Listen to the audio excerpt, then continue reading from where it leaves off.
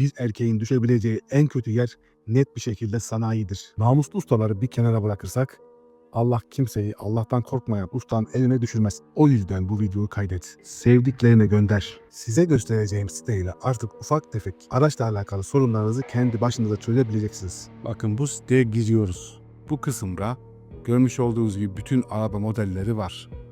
Aracımızı seçiyoruz. Aracımızı seçtikten sonra şu görmüş olduğumuz yerlerde aracımızla alakalı bütün arızalar bulunmakta. Örnek veriyorum, hava filtresini değiştirmek istiyorsunuz.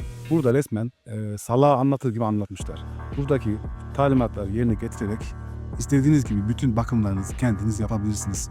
En azından basit bakımları kendimiz yaparsak sanayiye daha fazla para kaptırmayız.